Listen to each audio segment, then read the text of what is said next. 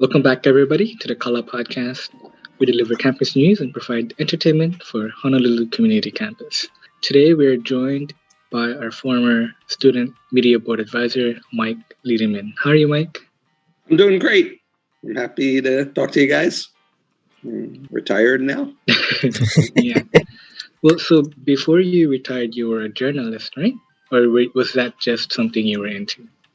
No, so I worked for many years. I worked for 25 years as a reporter in Honolulu, reporter, editor, copy editor, different things, all for the newspaper in Honolulu.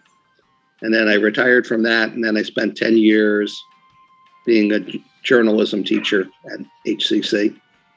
So what got you interested in journalism? Oh, that goes way back, I guess. I don't know. I think my dad always read the newspaper every day. In fact, he read 2 or 3 newspapers every day. He would bring them home at night. And so I sort of learned early on to read newspapers every day and enjoy them. Back then, when I was a kid, I was a big sports fan. So I always read the sports section first, and then I liked. So I just sort of, hey, maybe that's something I could do. Maybe I could go cover sports and write about it, and then gradually synced into other things. I think you got to have a habit, get in the habit of reading the news, and to be a good journalist.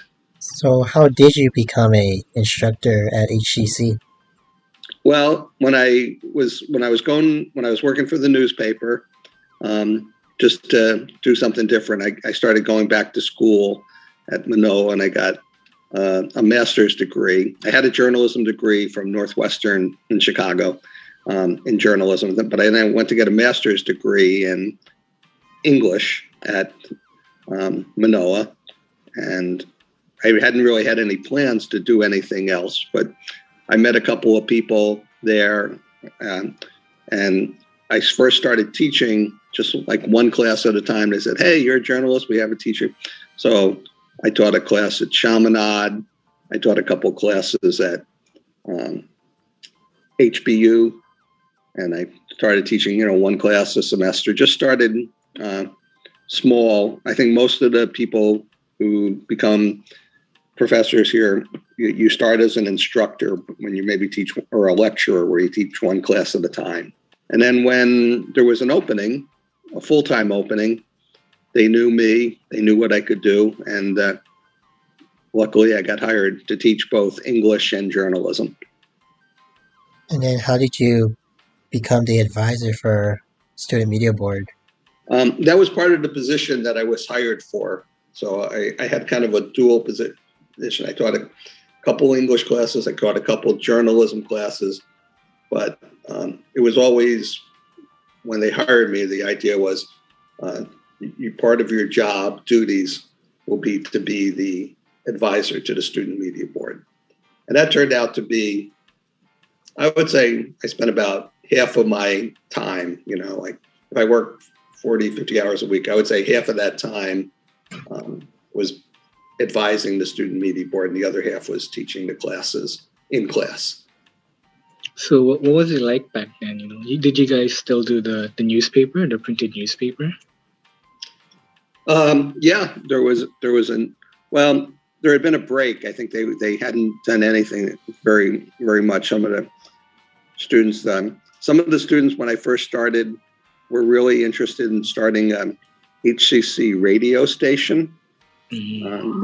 We thought about doing that, but since my background was in newspapers, I thought the best way I can help is start the newspaper up. There had been a newspaper, and then it was gone for a couple of years, and then so okay, let's try and start a new newspaper. And that was, I could use my journalism classes to get people to write for the paper, and then I think gradually over the years, as you guys know,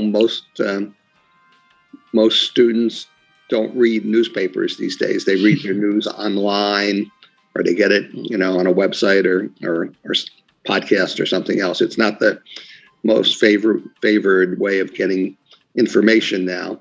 So we kept it going for about 10 years, but it became clear that we probably had to do something else that there were better ways to share information from students to students and from faculty and staff to students. But since I love newspapers, I love having, the paper in my hand. That was sort of what I really, really wanted to do. And then, so when did you guys start up Art and Soul again? Was that a few years ago, or? Yeah, no, let's see. I think there's been 4 or 5 issues now since. I had a couple of summer school. I was teaching a summer school class, and there were 3 or 4 students in there who were really, really talented with art and music and things. And I don't know. I don't remember exactly how it started, but I said, hey, if you guys want to do something different, we used to have this Art and Soul magazine way back when. You could take this on. And so there was about 4 or 5 students in that group that said, yeah, that sounds cool. And they took it and ran with it. They really had a good time doing it. And I was really proud of the Art and Soul magazine, that the first one that came out, and then it sort of kept getting better year after year. So now we're 4 or 5 years into it, and now we're doing two issues a year still. Yeah. I think it's just one for now. Just one for now. Yeah, I guess there's everybody's got budgeting problems. Yeah. What was your favorite event that SMB hosted? Oh, wow. Favorite event. Well, I think one of the best, most successful ones was when the first issue of the new Art and Soul came out. We had what magazines call a release party. Your first issue comes out, or your yearly issue comes out, and we had the magazine printed and it was all ready to go. But we really wanted to show people what it was all about. So we did a promotional video. We took over the student lounge and we had a really good party. We put up, we passed out things of the newspapers. We had music, we had dancers, I think, and just a lot of people showed up for that event. And it's always more fun. The more people you get when you do something, it's always more fun if you get a crowd there. So that was one. I think there were others. I guess for the students, that was one that stood out. And then we tried to do that for a couple years following. We didn't always successfully have a party, but it was good to have people.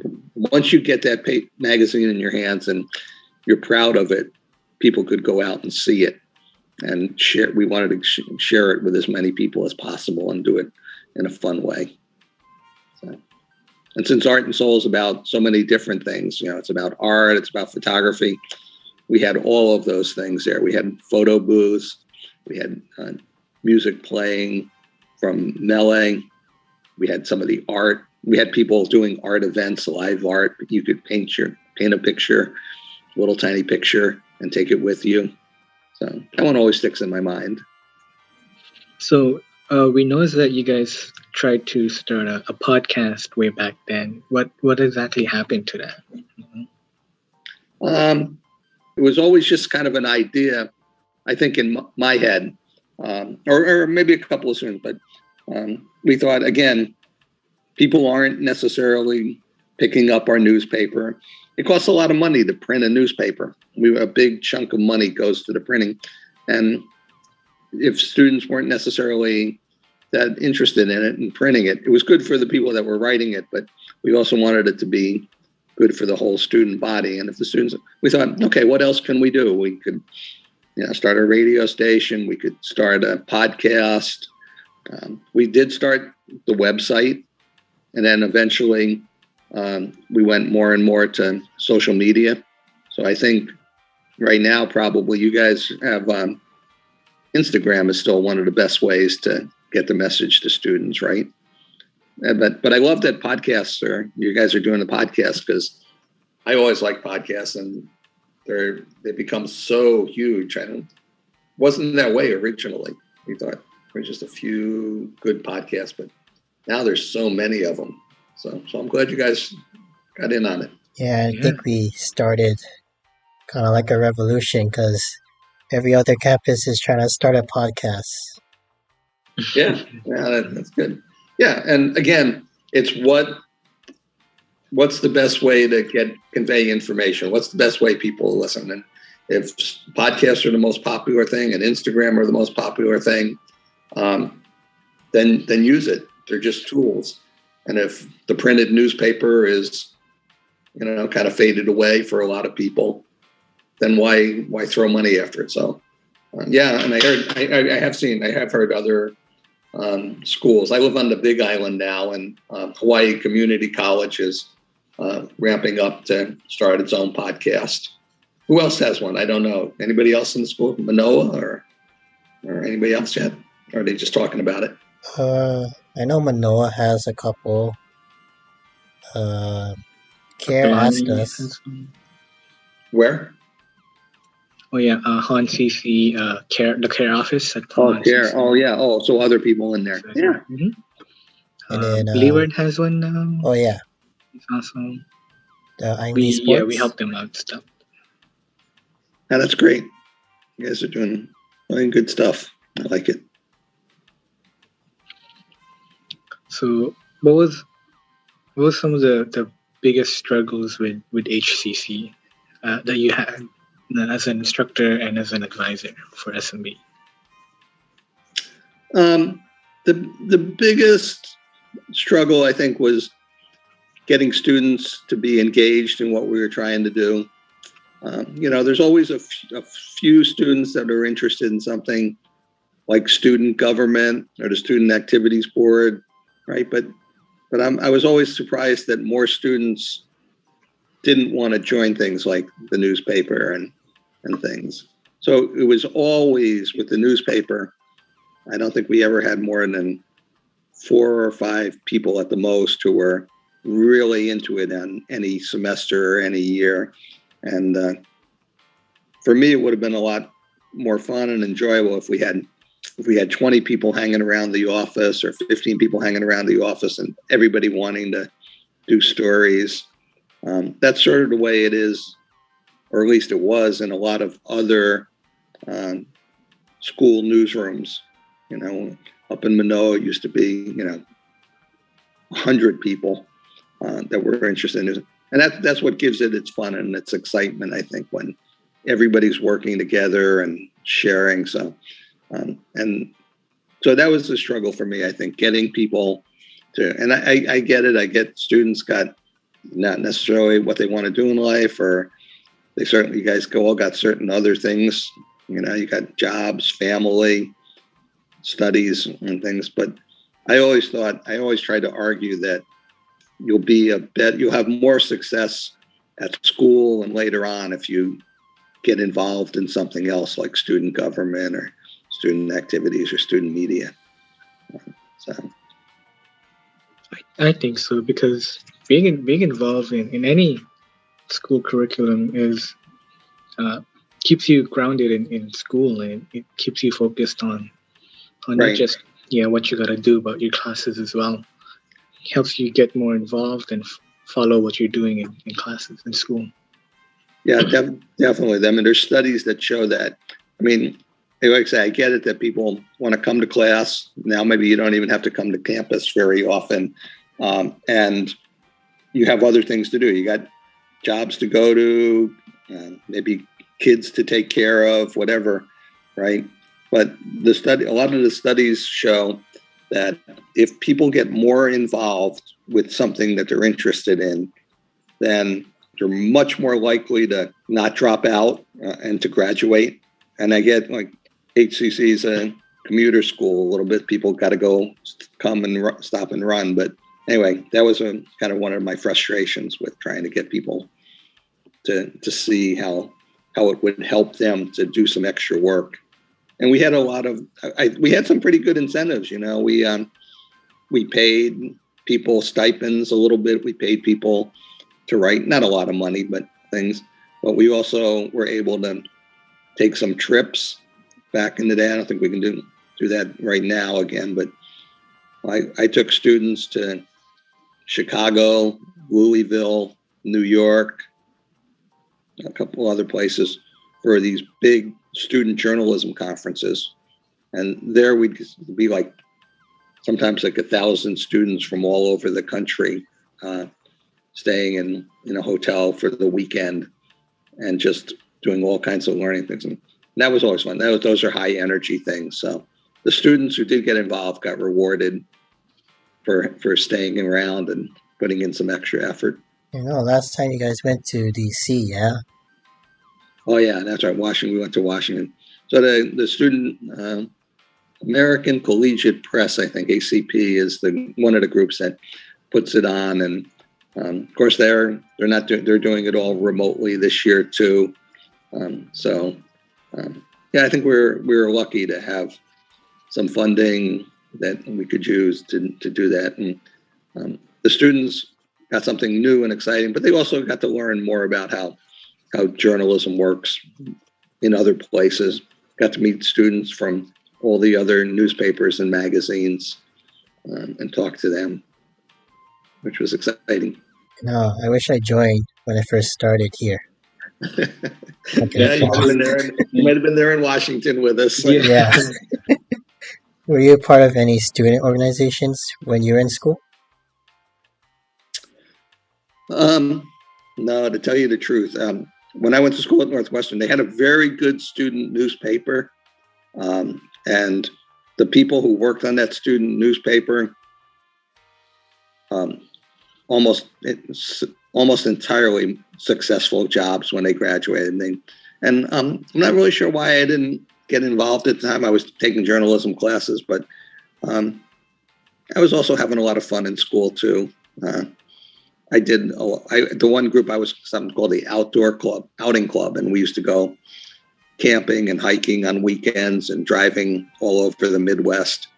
So I didn't really get into the newspaper then. I'm sorry I didn't, but worked out okay. So you're now that you're retired, you're going back to school, right? Yeah. So what's the story with that one? I love taking classes. I love learning stuff. It's really keeps my mind fresh.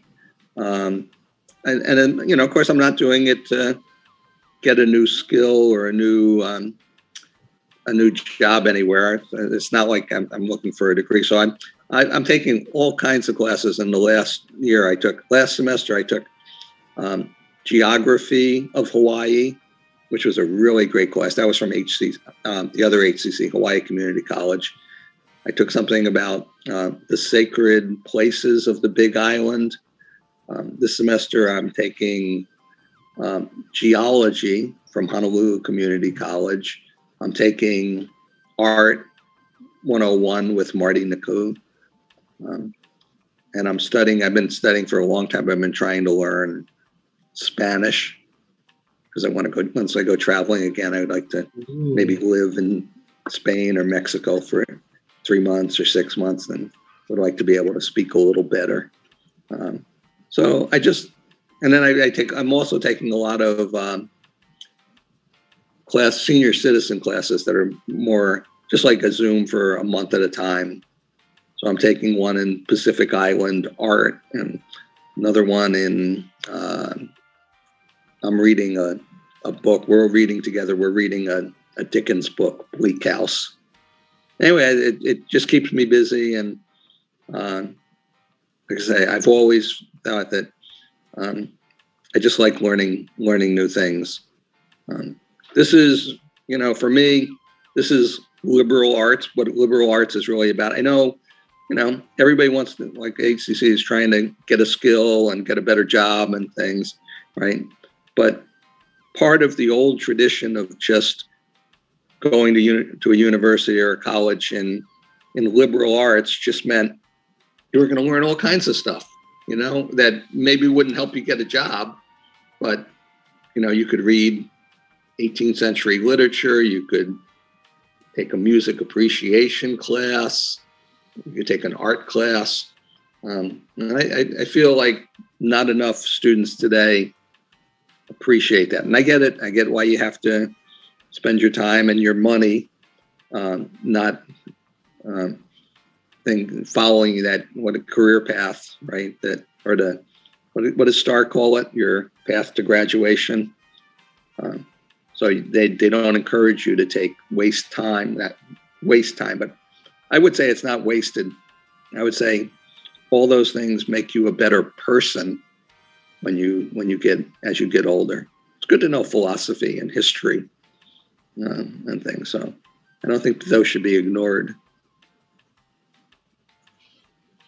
Yeah, I've always thought of liberal arts as kind of like the first couple of years of high school, where you just go and explore as many classes and different activities and that you might want to get into, because I think it would expose you to say, oh, well, maybe if I worked for the newspaper, maybe I'd find out I really wanted to be a journalist, and I would stop being whatever other path I was on and start over. And a lot of people do that. I think now, like at the university level, a lot of people, if you're into that kind of professional side, they're going to need a master's degree at some point. And so you might as well take a bunch of different things in your undergraduate thing, whatever, you take your major, whatever, but try as many different things as possible on the side, because, okay, you can still go and get that job with a master's degree or your major.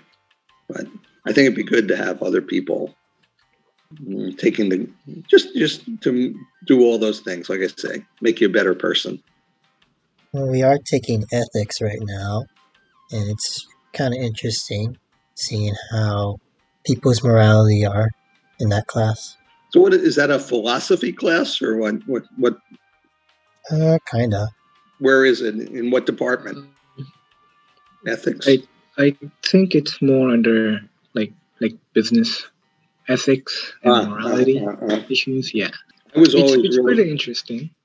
Yeah, I was always really interested in journalism ethics. I think it's a really big subject, what you have to do to behave. And for me, it was always about being trusted. How could you be trusted as a writer or a reporter? And what could you do to keep that trust from people? So there's a whole load of kind of ethical questions, and you have to face it every day as a writer, as a reporter, as an editor, photographer.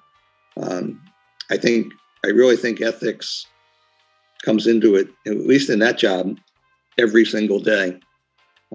So I was always trying to teach things. I had a whole class once called Journalism Ethics Goes to the Movies. And it was we would show a different journalism movie every week, and it would always have some ethical question. Should the reporter do this, or should he or she be banned or disciplined for something they did wrong? And it's especially important now when there's this idea of fake news out there, right? People just say the news is fake, and so many people believe it. And I don't see where that comes from. I don't think that the mainstream news is fake at all. I think they try very hard to be honest and trustworthy. And it's sad to me that so many people accept this idea, oh, the news is just fake. Why, we didn't land on the moon. They made that up. Or, the plane never crashed into the Pentagon on 9/11. It's just like crazy stuff. But and the ethics goes into social media. Facebook has ethical questions every day. Should we let this person say this, or should we take it down? Well, who's our responsibility to? Is it to let that person have free speech, or is it to make sure that that guy's just not talking crap? And all kinds of things. Should it be okay to doctor a picture, to Photoshop a picture? I was taught that you would never do that. You would not in the journalism world. You would never change the picture. You change the colors of the picture. I think the idea was to be as real and close to the truth as possible. And there was always all kinds of things like that. And so ethics, I love it, talking about ethics. You can tell. So is ethics like your like favorite class or favorite subject to learn in? No, I wouldn't say. I just thought it was an important part of teaching the journalism classes. I did like. I'm a big movie fan, so I did like the idea of using movies to teach about ethics. So I think that was one of my favorite classes because I got to see great movies. There's 100 movies over the years that have more than 100 that have been made about journalism, and some of them are just excellent, just as movies, right? Never mind journalism, never mind the ethics involved. There's some really good movies out there, but if you can go to the movie theater and see a movie and learn something about something new, or see what some ethical question gets resolved, then I think that's a great thing too. Do you have a movie recommendation? In general or in journalism? I guess in journalism. Yeah. Well, the best. I'll just tell you the best movie. Since I'm retired, I get to watch some movies on Amazon Prime, and the best movie I saw just recently was called One Night in Miami. I think it's on Amazon Prime, and it's just one night in the life of four very famous black men. Cassius Clay, who became Muhammad Ali. It was the night he won the championship for the first time. He meets up with the famous black Muslim leader Malcolm X, and then Jim Brown, who is one of the best football players of all time, is there, and then Sam Cooke, who was a rhythm and blues singer, who was very famous at the time, and they all just spend one night talking, pretty much, in a hotel room after the fight. And I know it doesn't sound like a great action picture or a superhero picture, but it's really quite thoughtful about Black history and culture. So that's one. I think one of the best journalism movies in recent years was called Spotlight. It was about the Boston Globe investigation of pedophile priests in the Boston area and how they went about discovering that there were hundreds of priests throughout the area who had been disciplined at some point for having kind of improper affairs with children. So that won the Oscar for Best Picture, maybe about 3 or 4 years ago. If anybody wanted to watch a really good journalism movie, that's a good one. And there's all kinds of other ones. If you go back in history, one of my favorites is called My Gal Friday.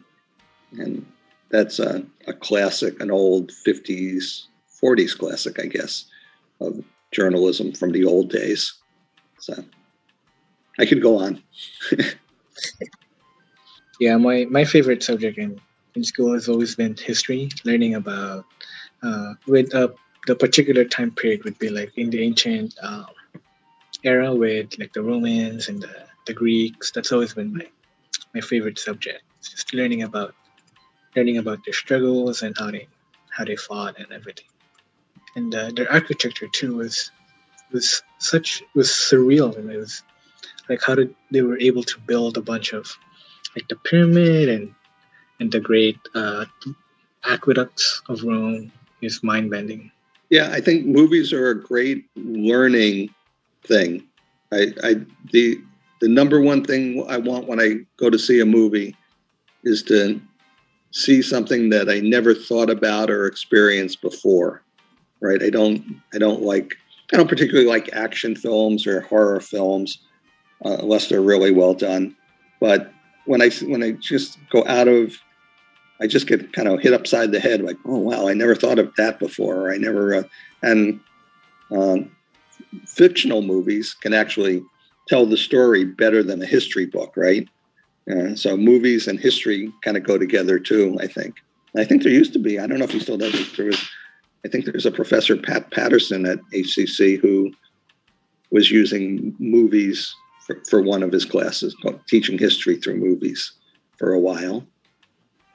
Yeah, and then now movies are, well, at least a lot of movie directors are trying to make everything as realistic as possible and as historically accurate as possible. So you can learn so much from just watching any movie, whether it's just the history or the science or the person that they're portraying. Are you talking about documentaries or feature films? I mean, most movies in general. Like one of the best scientific movies that I've probably watched was The Martian, because it featured a lot of realistic things that could happen. But the story of it was done fantastically too. And to me, it's just that movies. A lot of people just see movies as like non-scientific, all fiction. None of it could be true. So yeah, you're right. The Martian was a good example where you saw all the things he had to do to survive, right?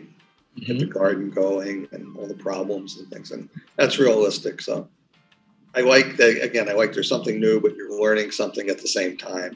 What else you want to know? You guys doing okay? Is HCC it must feel a little strange with not being able to go to campus. I miss being on campus and seeing everybody. But I think if I was still there, it would be the same. I wouldn't be on campus and seeing you guys very much. So it feels strange, and I hope everybody's still learning and having new experiences as best you can while this continues. Well, we're in the office right now. Yeah, I can show you. Kind of decorated. There you go. There's the Art and Soul from our first issue. A poster. Yeah. Hey, good. Thanks. Yeah. What was the transition like for you, being an instructor at a college and then going back and taking classes again? Yeah, it's interesting. Sometimes I was taking a class last semester, and it was a really good class. It was an online class from a professor in Hawai'i Community College, and he had so many interesting ways of teaching online that I never thought of. I was learning, and I kept thinking, boy, I wish I had thought of that when I was teaching the class, because he did a lot of things to make the class really interesting. So I'm still, like say, I'm learning, and my Spanish class, that's the only one I take online synchronously, I think, right now, where we meet every Monday, Wednesday, and Friday, and even that's the teachers got some really interesting ways. I've been trying to learn Spanish for years and years without too much success, but the teachers got some really interesting ways of. We play some games. We do some blackboard exercises, move things around. We have 3 or 4 breakout groups, things. So all kinds of different ways of learning. And I really feel like I'm finally making a little skosh of progress on Spanish, which I wasn't doing when I was doing it on my own. I think you need some guidance, right? I was taking Duolingo and another one online, but you can learn on your own, but it helps to have just at least some structure, to have somebody steer you in the right direction. And I love doing it. So I still like to say I like teaching. I don't, if I ever get a chance maybe to teach a class sometime, I might still do it. I kind of miss it, but I missed being in front of the classes. I was teaching most of my classes online for the last few years anyway, before the pandemic hit. People seem to like taking classes online, so you don't have to drive to school and all the other things. But personally, I miss seeing people face to face, like being in the office there with you guys, or going once, twice a week to go in the classroom and see 15 or 20 people show up and get to interact with them. It's an important part of teaching, to really be interested in people and all their different ways of learning and their different interests and things. I even like the guys that sit in the back of the class with their eyes closed and their headphones on and don't seem to be paying any attention. I'm good with that too. Yeah, I think face-to-face is an important aspect of any teaching. And with online learning, I'm Personally, I'm not the biggest fan of it, mostly because I love interaction. I like interacting with other people, but I think it's still a great way to deliver as much any form of information and learning to anybody, and it's a great way to access someone's knowledge in that sense. Yeah, there's a lot. I'm impressed with how well a lot of the teachers have adapted to teaching online. People that hadn't taught online before the pandemic and things, or in years past. And I do think it's a very good way to learn for most people, or for some people, right? Some people can learn online, some people can't. I know before years I tried many online classes, like free classes on Coursera or something, and I almost never finished. It's without the discipline of saying, okay, you got to be here Monday, Wednesday, and Friday, or got to do the homework, this week, every week. For me, I guess I didn't have enough self-discipline to ever finish those classes. Now I'm better because I have more time, and that's what I like to do. See, I'm the opposite. I'm fine with online classes, though in-person classes is not bad. Yeah, well, as a teacher, you just have to learn you have to teach differently. You have to do different things to keep people interested and make sure things. And I think, and I really like the students in my classes, the ones that are synchronous. I like seeing them, and I don't know what they think of. They're all like sophomores in Manoa, and I don't know what they think about having this 67-year-old guy in their class in their breakout rooms. But they've all been very nice to me, I think, and kind when I don't know the right word or what to say or how to fill out the homework or how to use some of the games and tools that we have to use in class. They're all very helpful to me. So I appreciate that. And I just started doing a little bit of writing again. I'm helping, there's a charter school in Volcano where I live. And I've been writing one or two stories a month for them, for their newsletters and for the local newspaper over in our area. So I hadn't done any writing for a while. Have you ever thought of writing another book? I just can't. I think, and here I can explain why. At least this is my excuse, right? Mm-hmm. When you're a newspaper writer, you write a story every day, and maybe sometimes 2, maybe 3 stories a day once in a while, right? And you have a very short window and a deadline. You come to work at 9 o'clock, and you're supposed to gather all the information, do everything, and write the story by 5 o'clock and go home, right? And if they gave me 3 weeks to write a story, I would probably screw off for the first 2 weeks and maybe work the last 3 days really hard, right? Because you're training. So now that I have unlimited time where I could write a book in the next year if I wanted to, or I do want to, but I just can't get started. I don't know what. If you gave me a deadline and said, "Oh, I'll pay you, so much money if you get this book in 6 months," I could probably do it. But other than that, and the other thing about writing a book is that I was a journalist, so I was always trained to just tell facts that I gathered. Just kept gathering information. All you do all day is talk to people, go to events, do whatever it is. You're gathering information, and then you're just taking that information and reworking it so that other people will know. So, like, I can't write a novel. I have no ability to make stuff up. I can't tell a story. If you ask me, okay, well, what happens next? If it hadn't already happened, like in the past, like in journalism, I can't imagine what to say next. So I don't think I'm going to write a new book anytime soon. And the only book I ever really published was a collection of my stories from my columns from the newspaper, which were all written on deadline. the same way. Had to write one once a week. So you've never thought of writing like a biography book? Because I think that's something that everyone, should try to strive to do. Yeah, I'm interested, but I don't know if I could do it. I wrote a book once I ghost wrote a book once for an architect. She wanted to tell a story about all the buildings she had built. And I would go interview her every week, and she would tell me her stories, and I would write them down and make them a little interesting. But that's not really writing. That was still just telling her story, right, in her words. And I would really like to be able to write, because one thing I really liked about journalism was like for when you were writing, when you got to that point, and it's like 3:00 in the afternoon. Okay, I got 2 hours to write this story. I'd be completely lost. Everything else would fade away, and I'd just be lost in the computer.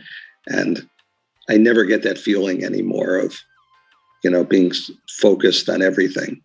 If I'm home, it's, how it is. There's always a million things. Like I'm reading the book, or I'm watching the class, but over there the cats are playing, and maybe I should go check on the garden while I'm doing this, and then, I know, I'll make a cup of coffee again.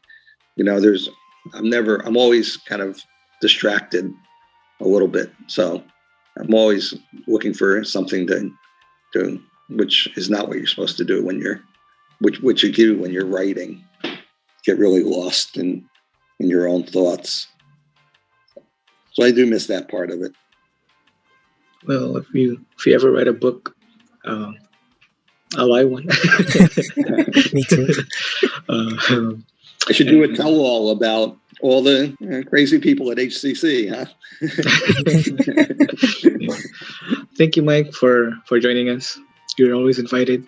Every time I come back, I'm over here. I've been over here for 4 days in Honolulu, and every time I come back, I say I'm going to come visit, but I got so much other stuff to do when I'm here with my house and seeing old friends and stuff. So I didn't make it again this time.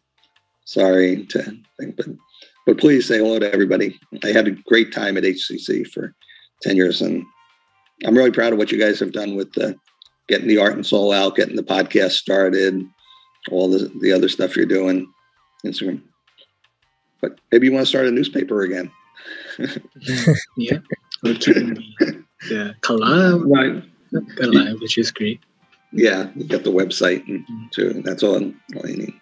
Whatever gets the word out to people, and I think podcasts are certainly one of the good things to do. Yeah. Okay, Mike.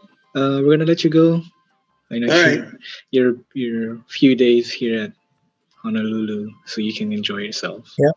Yeah, I'm doing a lot of packing because I'm going to rent out an apartment over here, and so I got to clear out some stuff, and more work than fun. But I got to see you guys and talk about this. And got to see some friends, so maybe I'll try and come and visit. All right. Thanks, Mike. All right, thanks. See you guys. Okay, thanks, Chris and Alan. You have a good day. Yep. Just a couple of reminders for returning students and new students. Whenever you come to campus, make sure you use the Lumicide app. Make sure to wear a mask and make appointment in Star Balance if you're seeing counselors and other staff members. For more information on campus updates and services, visit honolulu.hawaii.edu/COVID-19 services.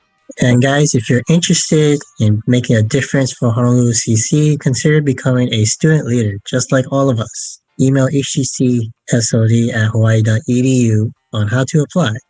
We really encourage and appreciate your input as active students of the Honolulu campus community. And lastly, submissions for Art and Soul are open. Have your artwork featured in our Art and Soul website and a chance to have it featured in our upcoming art magazine. Anything is accepted. Drawings, paintings, digital art, photos, poems, song lyrics, woodworking, you name it all. The deadline is February 27th, and you can submit it at tinyurl.com/HGC Art and Soul. Thank you guys again for listening to the Kala Podcast. You guys can listen on Spotify, Apple Podcasts, YouTube, and Anchor. New episodes are uploaded every Monday, with special ones coming out from time to time. Visit thecala.net for campus news and events. Make sure to follow us on Twitter, Instagram, and Facebook at HCC Kala News for more updates and news events. Feel free to follow HCC SLD as well to stay in the loop for giveaways and other events that are happening on campus. You guys can follow them at HonCC_SLD. Thank you guys for watching, and goodbye.